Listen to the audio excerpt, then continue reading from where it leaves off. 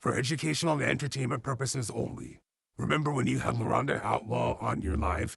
Something immediately seemed off to us, so we decided to further investigate this little piece of evidence here. Zooming in to take a closer look, we noticed that the phone number wasn't fully scratched off. Taking an even closer look, it looks like that might be a 244, 246, 266. Well, a simple Google search will go ahead and clear that up.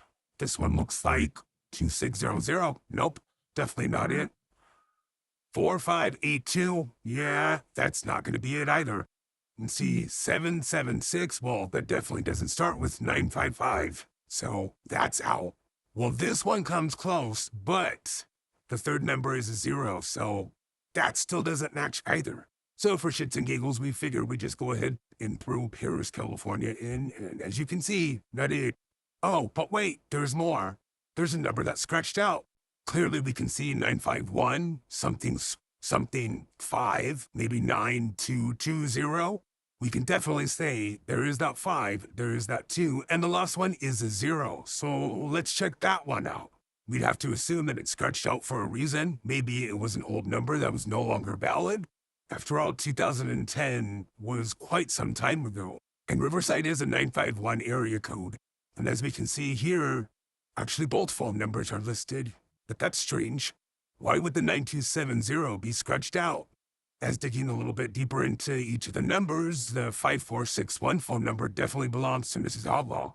Okay, so on to 9270 belongs to Mrs. Outlaw, but previously to somebody else. Huh.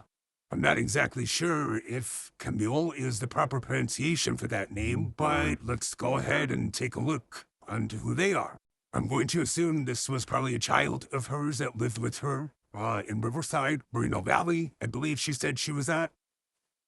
Oh, well, look at that. Well, looks like Camille wasn't in Riverside or Moreno Valley in 2010. And looks like Marando wasn't in Moreno Valley or Riverside in 2010. Maybe this is a typo, so let's go ahead and check the previous year, where she was still in Victorville. Oh, okay. Well, clearly, dates aren't matching up, and you suck at research, and suck at fact-checking. Okay, let's go ahead and double back and double check on these dates and locations. So as you can see, 2010 in Woodcrest. Now, for people who don't know, Woodcrest is Riverside County, specifically an area in Riverside, which is directly next to Moreno Valley, not that far away from the base. As on the flyer said, there was a whole list of places that you could be able to go to see where her missing persons was. And if you Google, this is exactly where it tells you to look for a missing person in California. So we did that. Tori Outlaw, we went ahead and hit search, and no record found. Interesting. Detailed search. We'll just do Outlaw. And nothing. Okay. Tori Outlaw, Riverside County. Nothing. All right. Tori T. Outlaw, female, Riverside. Nope. Not anything. Okay, San Bernardino County, sure, why not? Wow, I'll be damned. Still nothing. San Bernardino, more options on a name? Nothing. So I get you're not from California, probably have never been to California, but that search took us a whole 10 minutes to do. The part about the case number being scratched out, why would it be scratched out? Especially if it's a child who's missing.